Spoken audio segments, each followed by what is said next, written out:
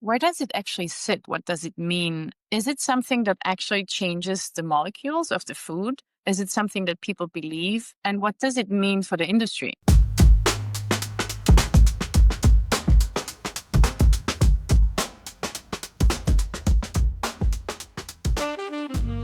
The Gourmet Pod is pivoting to become one of those radio call-in shows where we help you with relationships. It's very true. Welcome to the Relationship Helping podcast. Yes. So, okay. I think considering the start of the podcast, everyone knows we're joking. And Sure. so maybe we can still do that. Yes. So so we are going to be talking about love and it's all going to be linked to the food system, how it shows up in our food, why it matters, and how it's linked to innovation and sustainability and various other aspects of food and drink as a whole. So before we get into it, Veronika, could you tell us a little bit about yourself? Of course, I would love to. So, my name is Veronika. I'm originally from Austria and I live in Boston, Massachusetts, United States, and also in Berlin, Germany. My work circles around helping organizations in the food system, most loosely speaking. It spans from agriculture to end consumer products, CPG products, and I help them to start innovate food by starting from human needs. So what I'm saying is I'm not trying to create products into the blue, but I'm really tying it back to data, human needs. And it does sound obvious when you say it like that, but it is surprisingly rare. It's just too often that people and companies, they just think like, oh, this next product, I think it's a good idea. And what I want to do is and what I do with companies, I take the I think out. I'm talking to end consumers and really help them to create a product that is actually meeting a need, that is filling a white space opportunity within the market to make products long-term more successful. Because so many products fail within the first 2 years after market entry. And I'm trying to change that and now help companies to avoid failure. And I am basically the human hashtag asking for a friend, because I go and speak on their behalf of brands, of farms, of companies, speak on behalf of them to the end consumer to really find out what they need. Okay. That sounds really fascinating. So when you often start with basic human needs, you've talked about it. Why is that so powerful for food innovation and food companies? A, I do think because there's too many products in the market anyways. And B, a lot of the market is driven by trends. And trends are something that are very ephemeral and are coming fast and going fast. And if you think of human needs, there are basic human needs. So comfort, security, the feeling of being home, the feeling of being loved. These are basic human needs that everyone has. And it's not the question of, do I like black garlic? Am I into Dubai chocolate? It is a basic human need. So you can basically think of, when you build your own product palette, you create a fertile soil that trends and interesting products can grow on. If you're grounded in human needs, you are actually meeting your consumer where they are and what they really need. And that's why it's so important to really listen to them. Mm. Could you give an example of where focusing on human needs has changed the outcome? Sure. Um, yeah, I did work for a meal kit company once, and we didn't sell as much as we wanted to.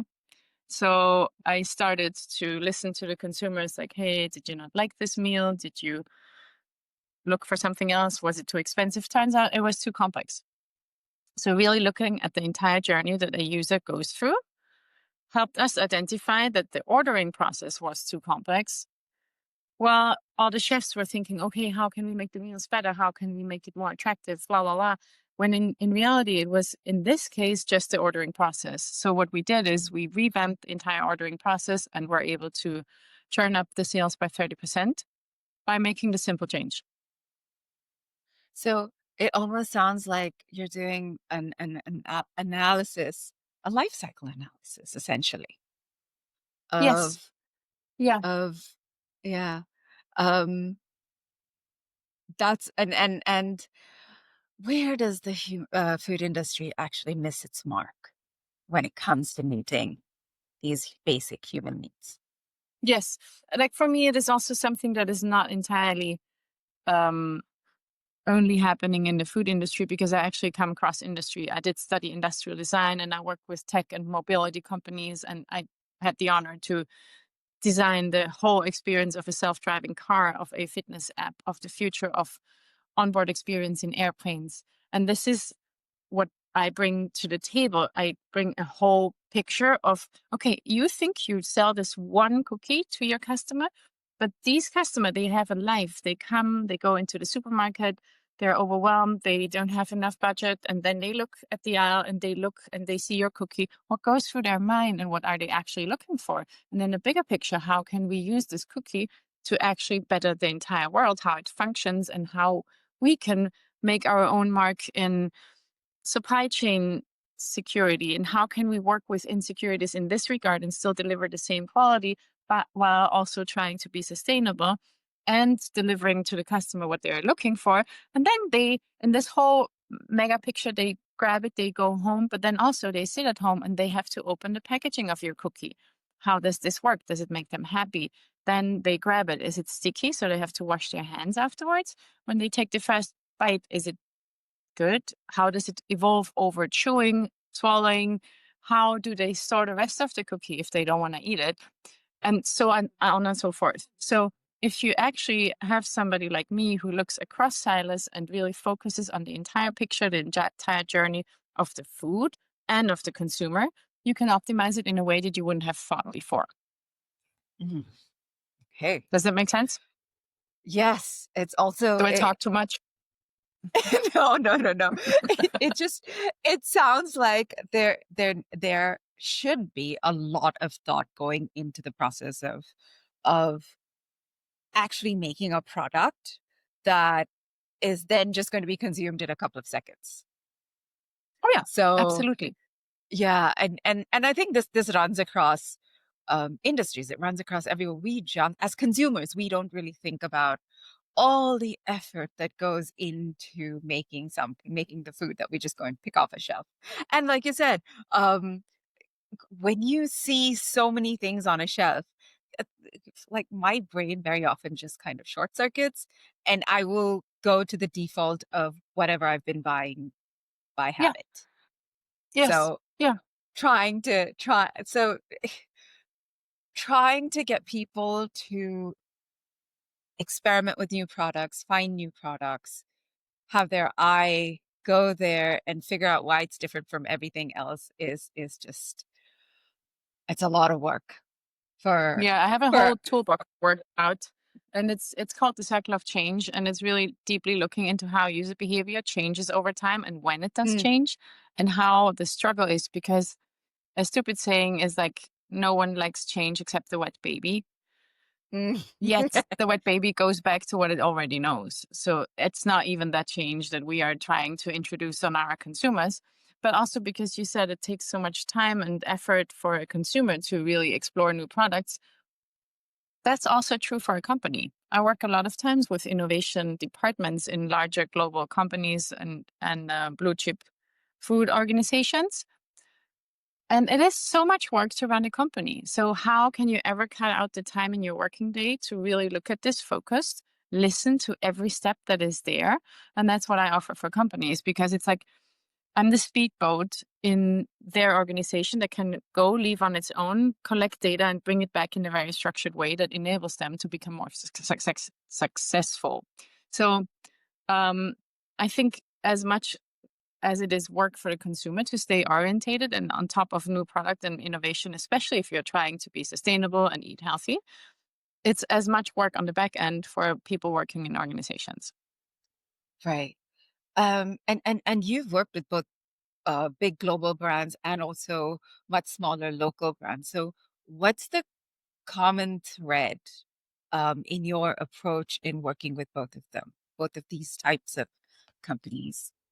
Is there I can. is There is there a there is a very obvious thread actually, because it doesn't matter if it's a global or a local brand. In the end, if we talk about the food industry and not the car industry, people eat it because I very Mhm. seldomly see people eat a car.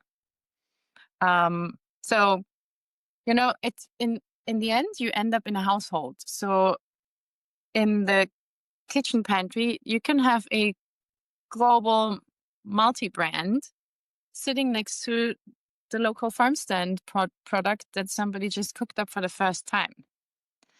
And that's what it all ties back to. It meets human needs, and it will sit in a person's pantry, and somebody will eat it. So in the end, it all has to meet basic human needs, hence the very um, cryptic name of my company, Human Centered Solutions, because my solutions are human centered. But does it make sense? Because it really is, in the end, when you look at it on a granular level, it's all a product that is going to be used by a human, because we are not designing for a planet, or we are not designing for a robot. We are designing Mm, for humans that eat, use, and enjoy our products, and ideally also believe in our products. yes. All right. And now it brings us back to we center back to human needs again, and that one specific human need that kind of centers us all. Yes, love. Ah! So how does that translate into food for you? Like, what does that mean?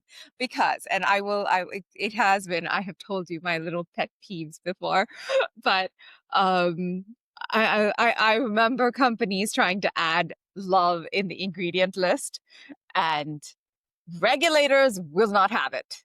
That is not how ingredient lists work.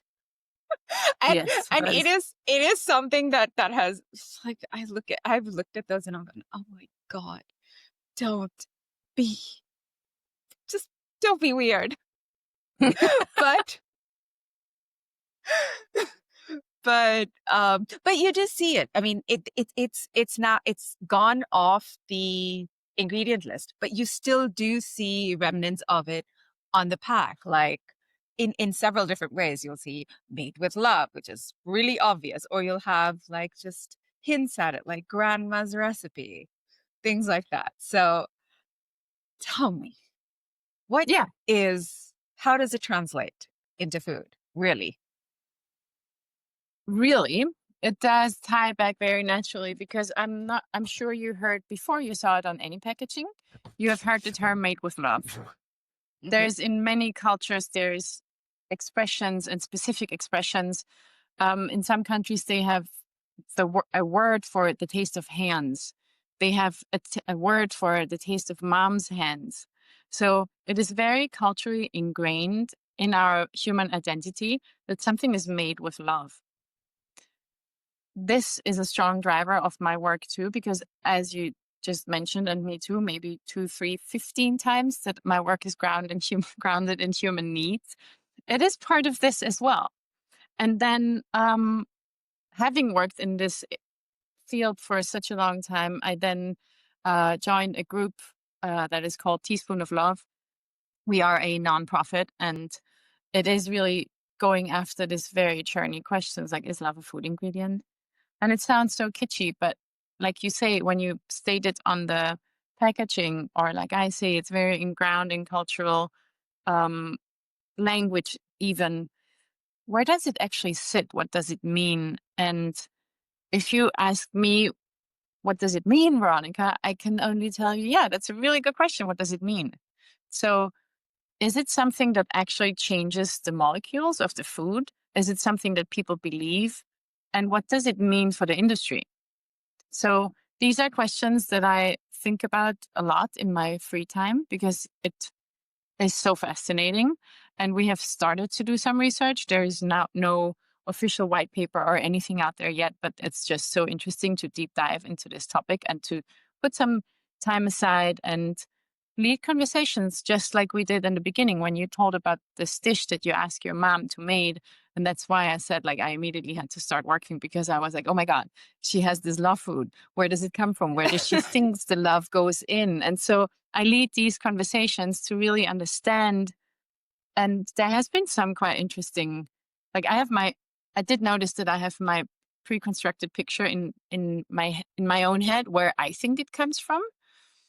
And I've learned so much ever since I started leading these conversations. Can you give us a couple of examples of what, like, what were two things that really struck you when you started doing this research? Like, what really stood out for you? It's like a little bit like the food systems. When I started working with food systems, you cannot have the one solution in a food product that serves everyone. You cannot have the perfect, sustainable, delicious, nutritious, um, affordable product. It does not exist. So you have to go within the system and pull it and push it and find the almost perfect solutions that mostly serve what you try to serve. The same is true for the Islamic food ingredient. There is no one answer so far that I could crystallize. It's different aspects. And one conversation really stuck with me because we had this one person that I interviewed. She said her grandmother's lasagna is the love food for her, and she thinks she can taste her grandma's lasagna out of 1,000. She will always recognize it. And so we discussed this and how it's been partly made up of ingredients, but of the intention that she puts into it. And is there a contamination that because she made it, there's something of her in her? And she was like, yes, absolutely. And then I did the reverse test and I talked to her grandma. And so her grandma was very interesting because she said, like, it was this recipe because I didn't, I wasn't a really good chef in the 60s. So I just found this recipe and I made it and people liked it. So I just kept making it. I didn't think about it.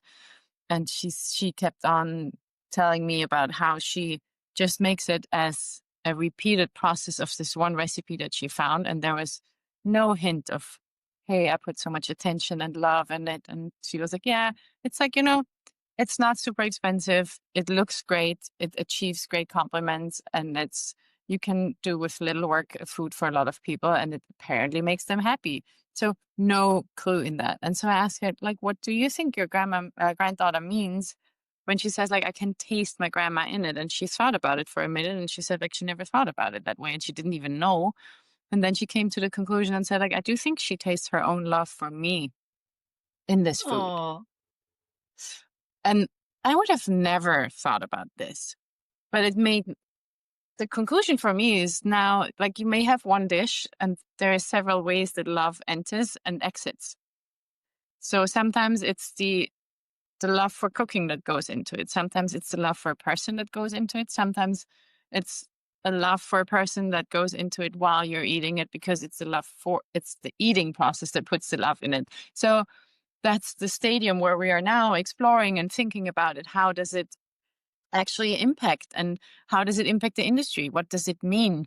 How can you as a food company work with the fact that people enjoy food more if it's cooked with love, and how can it be treated in a different way than printing grandma's recipe on it or being corny and saying love is in this food? It's the second most ingredient that we have ever used, yeah.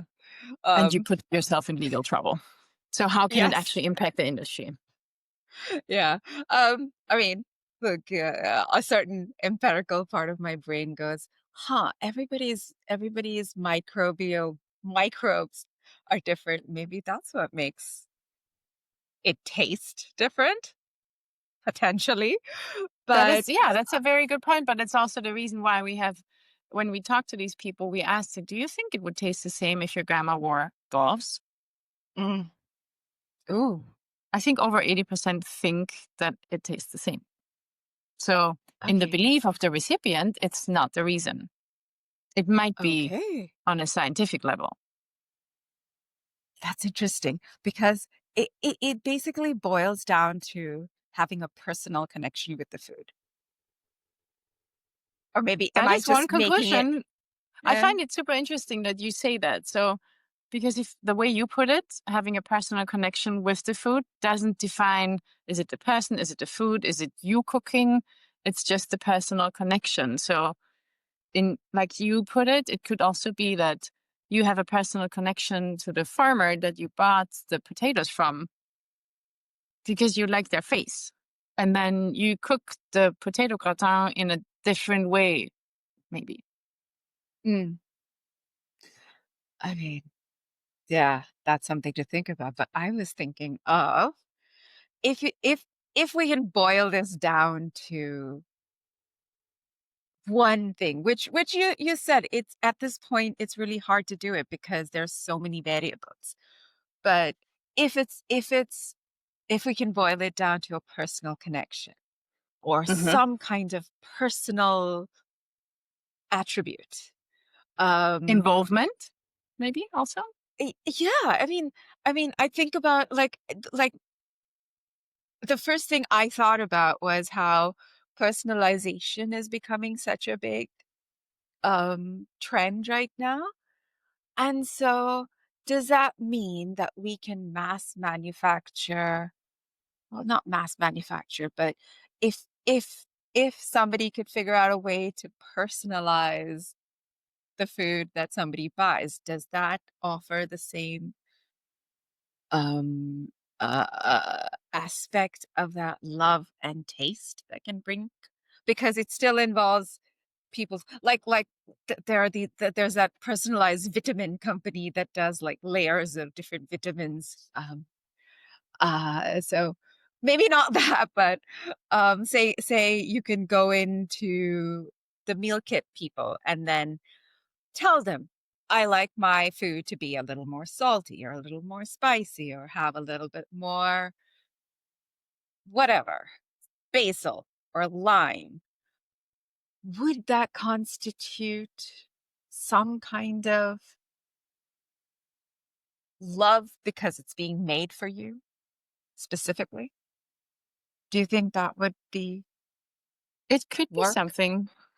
Um, this could be a way, but this is really what I'm researching on in order to find out, is this the thing that makes the difference?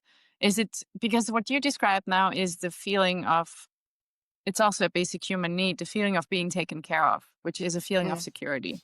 So if you know, okay, these people seem to know me and they built this specifically for me, it's personalized on my own needs, it's comfort, it's security, these needs are being addressed here. Love is something that is, it's care, it's intention. So it would be, if it it would be feeding to that if you have a person looking through your nutrition needs, your health profile, and then putting it together for you. And maybe you have a personal conversation, and it's like the conversation with a nutritionist, and it's like, hey, I looked at your profile. I think you need this, which is obvious, which AI could do as well. But I personally think because I saw this and this, you should add a little, let's be super positive. I think you should add a little chocolate in your nutrition every day, and you will be like, oh no, twist my arm. But this is like the human touch that comes to it that also says, like, okay, I saw that you have a super stressful life. Make sure you build in some treats for you and not just the mm, functionality. But it's like, I see you and I see you as a human being and the needs that you have. That would be something that could come close to that. But like I said, I don't have the, yeah. um, I think it's more, there is this one product that I saw a few, by now I think decades ago. It was an Asian, a Japanese toaster, and you only can toast one bread with it. And the designer specifically created this toaster product. He said it's a breakfast item for two people, and it forces always one person to make the toast for the other person. Ah, okay. So it's like this. you sit together and you have this little think you have this little morning ritual, and then I always will make the toast for you, and you will make it for me. It's for me the same. Like if you eat a sandwich, it always tastes better if someone else makes it for you than if you make it yourself. That is true. It's this like this mini assembly thing. It changes something with the product if you don't do it yourself. That is very true. So like No the sandwich aspect I that have you ever made. Sorry, no sandwich I have ever made has ever tasted as good as anybody else's. Anybody else's. I see, don't know what it yeah, is. I think it's yeah. But like you see, our conversation is already going in a few different um, Mm, directions, and it ties again back to looking at the entire journey. There is multiple ways that this aspect of love can enter and exit a product or a service. So it's really thinking about the entire picture and seeing how it can change it. But to like just as a last comment, this because you mentioned the meal kit, I think the meal kit has a lot to do about this because you make if you think like companies such as HelloFresh, mhm. they send you the ingredients and you cook it yourself. So in this cooking process, you will make this product more you than anyone else. So Yes. that's a huge aspect here that we are researching also. Right. It's still very complex, isn't it? It's still kind Oh of yeah. fuzzy. So, Yes, but what I love most about this topic is when you hear it in the first seconds, first I would say 3 seconds, you think like, oh my God, corny, kitschy, what's wrong with these people? And then the fourth second is already like, ooh, that's kind of interesting. I want to know more mm, about it. And then the 10th second is like, ooh, that's so complex. How can you ever find an answer to that? So, but we're working hard on it, and there's a few insights that I can't talk about yet, but there mm. is insights that are surprising, and they're kind of boiling this whole complexity down to some really useful insights that can be industry changing. Oh, all right. So Big word, right? we're gonna have to have another conversation once all of this comes out. Anytime with you. Yes. Um, okay. So, um, where are the peaks of this love? Is it like you said, is it with the farmer? Is it with the person who cooks it? If you cook it for yourself, does that also constitute love? And you actually like yourself, does that constitute? I mean, Sorry, that's a that's a general really life silly question. question that I would always answer with yes, absolutely. Self love is like, yes, it's self care. Yeah, yeah. And that, like, we can go like philosophical now, and you can't, that's the basic, that's the soil that your other loves grow Yes. on. So, of course. But to answer your question, where the peaks are, I think it depends on the product, on the person, on the process. Mm, Um, but in general, it's, yeah, it depends. But this is part of the research to really find out where the peaks are. And in future terms speaking, I think when you think greenhouses and greenhouse grown lettuces, um, you have this quality label that says like no humans involved. So there is a mm, low contamination risk, and it's a sign of quality. The opposite could be the case for if you want to address human needs, if you say humans were involved. So you as a buyer know, okay, this is not just all robotics, that this yeah. meal was created in a plant. It is something, there's humans involved, and there was somebody who actually put attention to it. This could be Yes. a throughout quality label thing. Yeah. That just reminded me of something. So, we have so, so let's take something as basic as tomatoes. Here we get broadly two varieties of tomatoes. One is something called a hybrid, which is just your standard salad tomato or tomato that goes into a sandwich. It's firm, so it's easy to cut, and it's everywhere. And then Hmm. you have what we locally called like nutty tomatoes, which are they're grown locally. They're very seasonal. They're much smaller than your hybrid tomatoes, but they are so delicious. And because they're seasonal, because there's only a brief window of the year in which you get them, and it's not always easy to find. So there's always they are more expensive, Hmm. and there's a scramble. Like people buy them because because of that rarity, and because I'm beginning to think now. You've got me thinking of all the different ways in which love can be interpreted. So Yeah. is it because of the scarcity? There's a certain aspect of love that comes into it with the growing and how people react to them. Oh, So absolutely. But also, you, I'm pulling myself together here that I don't get really started on varieties of vegetables, because the fact that you only know kinds of tomatoes blows my mind, because there is I know 50, 100, 200. So that's what what is we the get here. society that we have to live in nowadays, that we are deprived from these varieties that also Mm, in the end come with different nutritious facts, and they come with different um tastes, and it's so like I don't see a society of the future that can only live on two tomatoes, two sorts of tomatoes. So we need to have more. It's for soil health when you grow them, yes.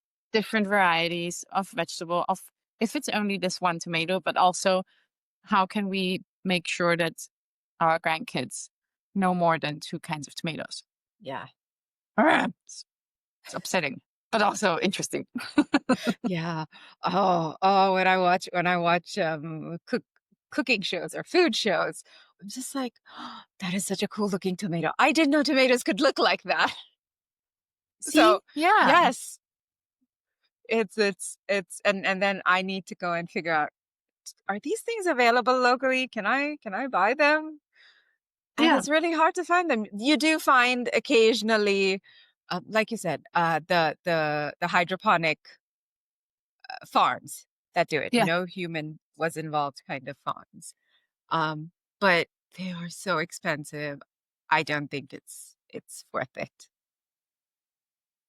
Yeah. I mean, I do think it's So always worth sticking with seasonal local ingredients, yeah. because like like I said in the beginning, it's for me something that is really crucial to embrace the next season is the seasonal produce.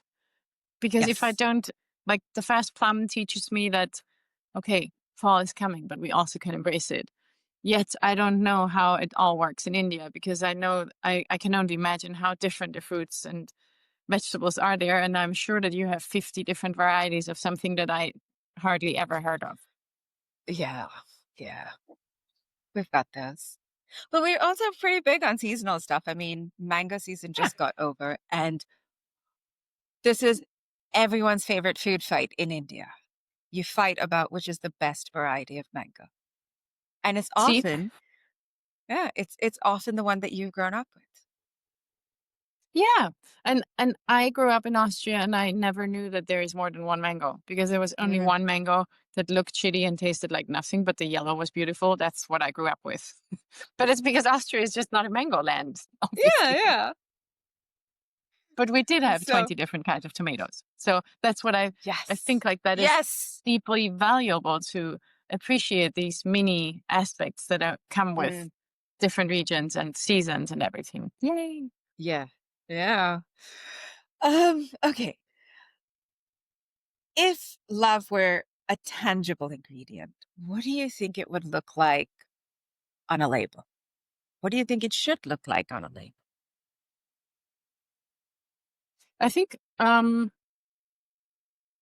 this is very hypothetical, because like I said, I have not finished my research, but I Mm-hmm. think if I would have to decide something now, and it will be true for the rest of my days, I would add an instruction rather than an ingredient. So Mm. on every packaging, I would ask the person that deals with this meal, ingredient, food, whatever, to take between 1 and 3 extra minutes and do something to this food. So that's what I learned when I studied industrial design back in the day.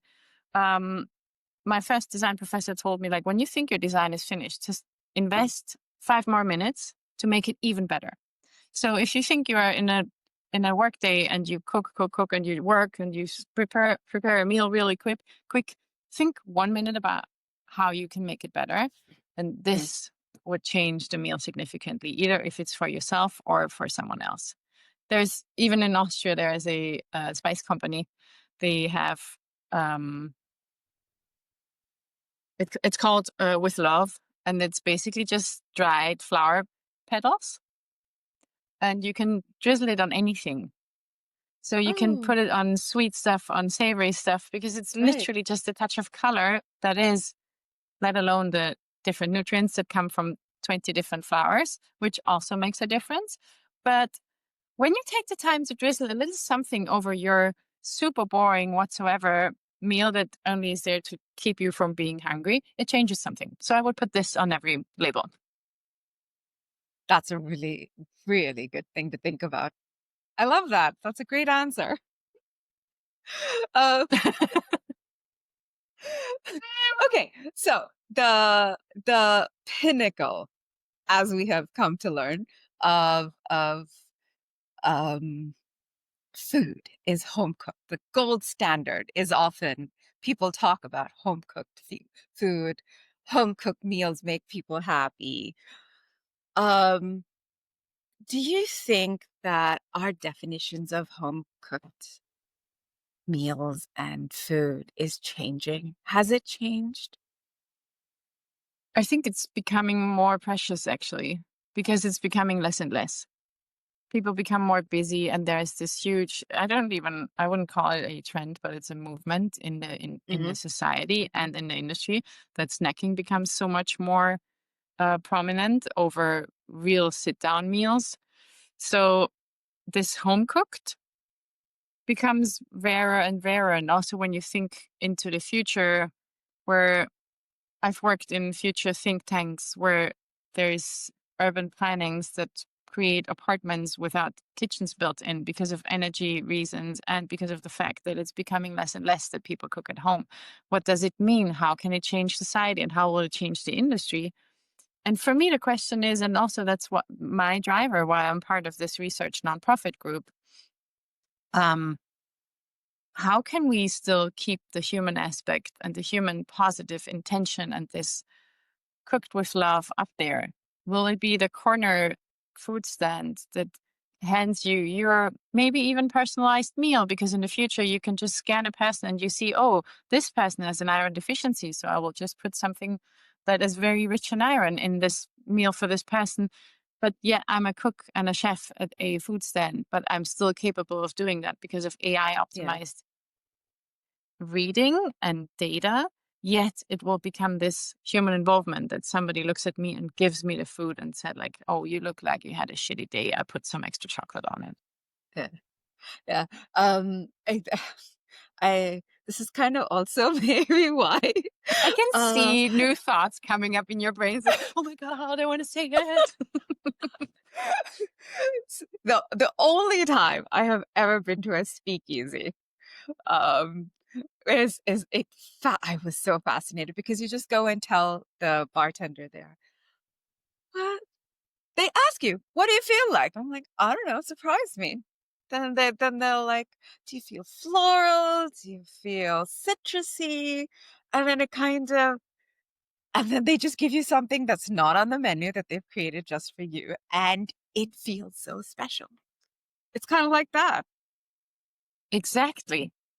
And So, also, it's what I appreciate about these experiences is that my days are full and I go to a restaurant and I don't have to pick. I have somebody that mm, listens to me, yes. and this is also a lot of this home cooked feeling. Mom looks at you and she said, like, this is what's for dinner. Yeah. Never happens in a restaurant because they always want ask you, what do you want? And sometimes, and that's also, I don't know if I told you, but I do some pop-up dinner series. So I do this driven by the same intent because there is, I think, a very special vibe to coming together with people. Either you know them or they're strangers, and you eat the same food at the same time on the same table. It's so Yes. different from a restaurant experience, yet it is also not a home cooked meal or a gathering with friends. It's something that is very special, and I really enjoy exploring this and providing this to people. So it's kind of like creating communities in a way. Community is where That too, people actually, yeah, and that's where also your part of intended. Sorry, go ahead. that's no. That's part of my job. You create something that is an immediate benefit for the users, and you have an underlying message slash education Mm, or intent that it comes with it. So my intent is to educate them about what grows regionally here, like wherever I go, if it's Italy or Frankfurt or Los Angeles or Austria. I've cooked in multiple fun countries and locations, but it's always like deep diving into what is available locally and then showing people what you can create if you don't run to the next supermarket and buy the off-season tomatoes.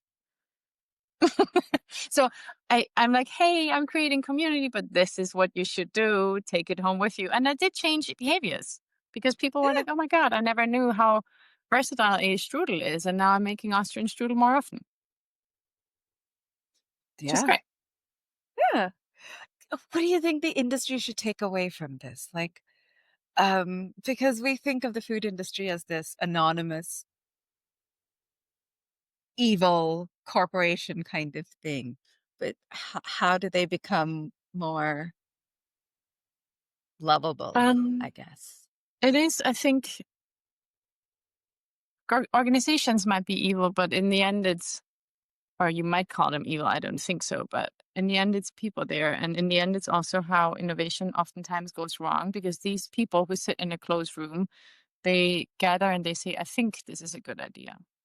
So, yes, it's about humans. And yes, humans make the decisions, but these humans should just give themselves the luxury of more security. Then I think it's a good idea. So, if you end up thinking more about human needs of everyone and the surprise what happens if you ask people what they are driven by, it's so many times so different from what you think is good. Just Yeah, ask five more people than yourself, which it yes, changes and blows your mind. that's very true. Ah, okay. So, the Trellis Collective. Tell us. Wait, is it not, is the nonprofit the Trellis Collective? No, the nonprofit is Teaspoon of Love, Oh yes, Teaspoon of Love. and Yes. um, I did start. I think it was last year. I did start a collective because I have a very strong belief. Thank you for asking that question, by the way, because it's very near and dear to my heart, yet Yes. still taking off. I do believe when working in the food system, I am a very strong believer that the industry and the whole, like, nourishing the world can only function if we work with strong global sustainable players and with local resilient communities that take care of, we have mentioned it maybe 10 or 20 times, seasonal local food. So, Yes. while I'm believing that, I'm mostly booked by large global companies because they, very simply speaking, can afford me. Hmm. And but also, um, a lot of struggling local small companies, they don't even have the mindset and the expertise to think about how they should strategize and innovate and doing all these kinds of things. And so I created this collective that is a loose um, circle of senior consultants, and we came together and created a few affordable packages that go across the entire food system. So it's starting with supporting farmers, supporting food entrepreneurs that bring out their first sustainable product, and we have affordable packages in there for them that are very tangible. It is not, hey, you get 8 hours of consultancy for a reduced price, but it's like, hey, we give you a website that represents all of your values and your uniqueness, and you get to go to better markets, to better customers. And really, the goal is, while we work globally, we also want to strengthen local communities, which is Mhm. why this collective exists. So, is there a particular case study, story, company that you're proud of working with? Like From the Stratus what? Collective? Yeah, Oh, their examples. Is it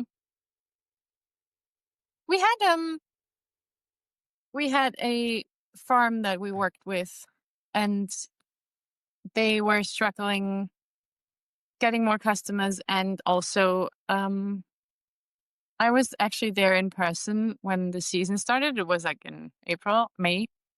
And somebody called, and I just heard the farmer answers like, no, we do not have watermelons. No, no watermelons in May. So it's the education part that they struggled with, that people wouldn't understand what they can expect from a local farm stand in Massachusetts. So we worked with them. We created a website for them that educates, okay, what does it mean it's in season? So, and it did change how people see it, because it also is tied to a newsletter that we help them Mm. create, that gives out recipe for seasonal um, produce that they sell at their farm stand. And we help them create a system together with local co-manufacturers to get a good use for their too much produce that they had. So we worked with a Right. local co-man to make sure all the tomatoes that are too much in August end up in a nice tomato chutney and don't go to waste. So it helped them to retain more customers, to educate them, and to make sure there's no food waste. Yes, and also make a new revenue stream. Yeah, that too. Yeah. So like it's not like good things don't have to be profitable. It's both can work hand in hand. Absolutely, yes. And it's really, yeah, it is So about showing them that we respect the work, because I know how hard it is to start off a new food company, and just to make sure that it works for you and your community and it's a long-term success. yeah. Okay. We're gonna do a quick, fast round. What do you call it? A crossfire round. All right. What's one food and drink? Yes, get ready. What's one food trend that you are absolutely loving right now? Food trend, food fad, whatever.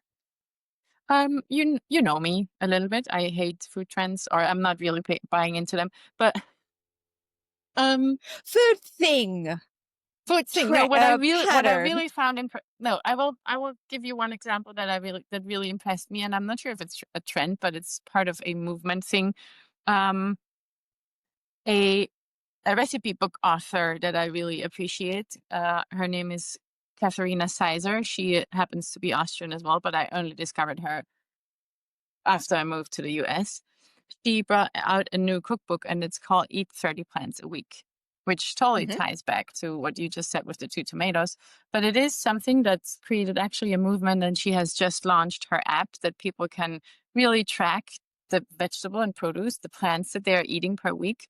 And I just love how this trend or this movement changes your perception of food, because before you were thinking about proteins, whatever, but if you think like, oh my God, I want to reach 30 plants that I eat every week, it changes how you value eating plants over your next steak. It changes how you see variety. And in the end, why she wrote this cookbook is because it's good for your gut health.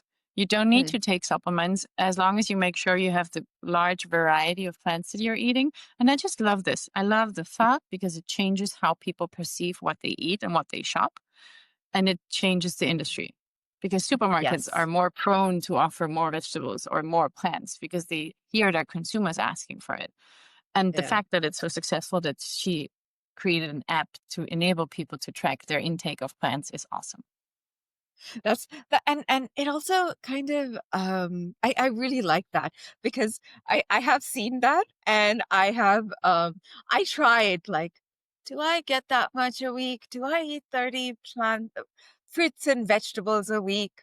And and yeah, and what I found myself doing when I did that little experiment was that I started looking at so many different things and started including them Right? as plants and vegetables. Yeah. It's like, Yeah, oh yeah, I never because thought. the human brain is a playful one, and it's a game. Yeah, It's like, oh yeah, my god, I yeah, have to reach the 30. yeah. And then it's like, oh yeah, I didn't think of nuts and seeds as a fruit or a vegetable, but they are, Yeah. and that counts. Tick. So Yes, it's awesome. it's really, that's a great one. I And you're right. It really introduces that gamification of things, and that is Absolutely. something that has time and again shown to be successful in terms of changing habits. So Absolutely. Yes. yeah, yeah. Oh, Next. I, next, what food? I'm not calling it a trend. Movement would you like to see die? It's a habit. I don't know if I want to see it die, but it's something that blows my mind. Maybe it's because I'm European, but this habit in the United States that people order Starbucks coffee to their home or ice cream from an ice cream shop to their home while their freezer is full of ice cream and they have a coffee machine at home blows my mind. Yet, I have to say, I am intrigued because I'm like, what drives this behavior? What needs does it meet? What human need is met when people do this? And so that's something that is, I would much rather have people cook their own coffee at home because I think it's more sustainable for the environment and for packaging and everything. But also, my brain is like, what could we make from it that is actually good for everyone? Mm, My theory is a yeah. mini luxury moment. It's like this indulgent moment Yes. that gives you this Yes. break. And it's the same effect that the not self made sandwich. So it's the Mm, coffee that somebody else made for you. But how can mm, we recreate this in a more sustainable way? yeah. Huh. Yeah, I guess there's a certain ritual aspect that people could, because people are doing that to matcha. Matcha has made a whole ritual out of. I'm really Absolutely. sorry. I'm really sorry. I don't like matcha. I think it tastes like drinking chalk. But but people have done the ritual thing, and But, they love it's it. for a reason. It's Yeah. for a reason that they mix it with blueberry. Mm, You like it's the trend thing, but it's made palatable by mixing it with fruits and everything. So this whole thing of chalk and it tastes earthy and green, but if you mix it, then it's become more palatable. Yet you still can say I'm drinking matcha. yeah. So the trends work Um. for you, Manjana. Yes. Yeah. Maybe it's that making your coffee, like I said, a moment. Just taking a moment, giving yourself that time to breathe, and then just enjoying it by with somebody else. Find somebody. Find your cat. So Yes, I heard your cat talking to you, so I would like to yeah. see its face. There she is. She Oh. Oh. It's like What was the last food that gave you like childlike joy and wonder? I feel so lame because I always just my examples are all seasonal produce, but it was a plum. There was a variety of plum because there's tons of, in case you don't know. But it's like it has this pointed end and it's this large. And when you eat it, it tastes like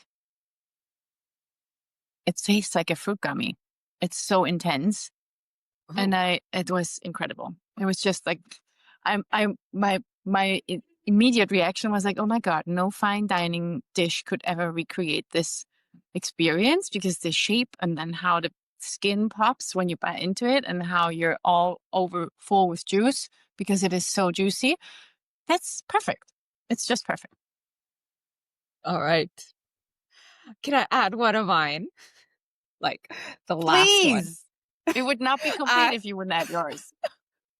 so I was in Bhutan last week, and it's still a very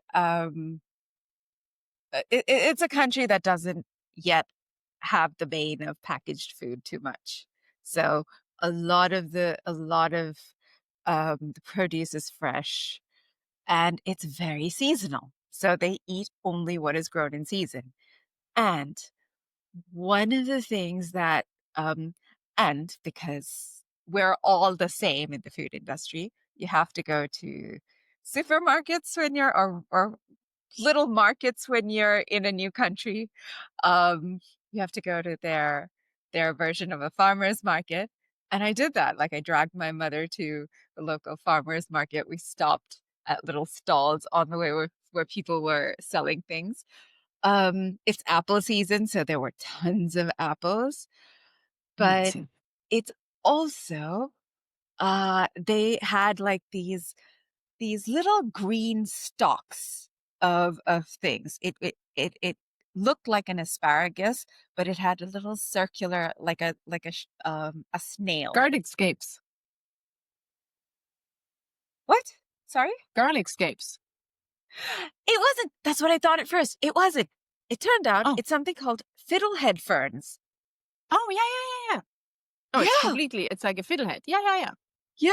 yeah. So, I So it was fascinating, and it's not cultivated. So, people who are at the forage market, it. Yeah, yeah, yeah. yeah, forage it and sell it, and they sell it in bunches, and it's the season.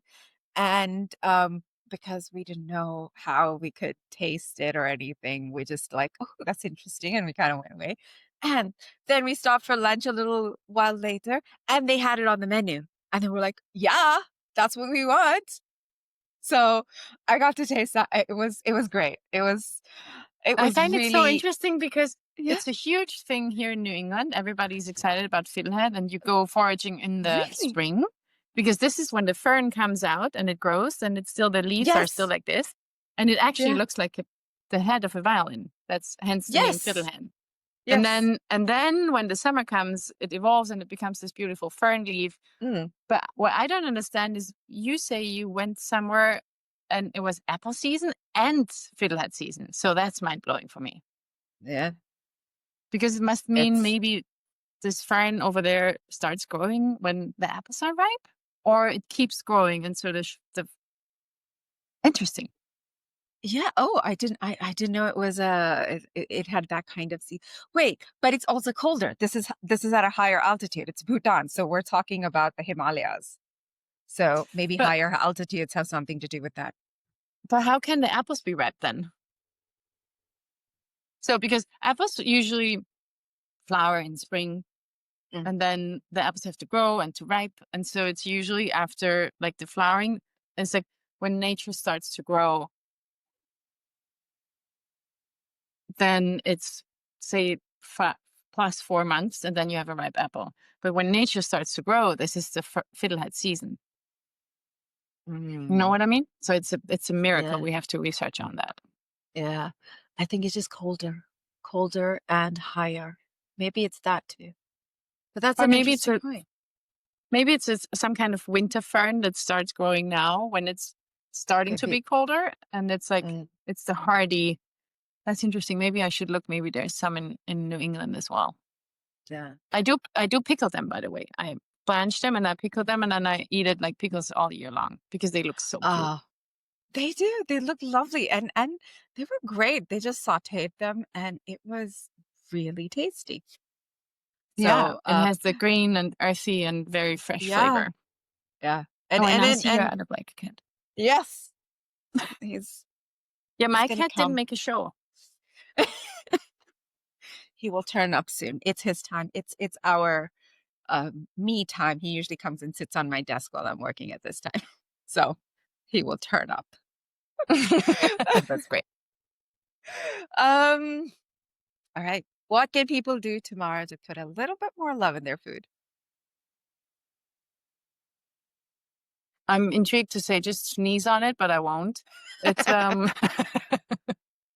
no, take like we discussed, take these 2 unnecessary minutes and do something that you think makes the meal better. Not oversalt it, just don't do this, but just do something.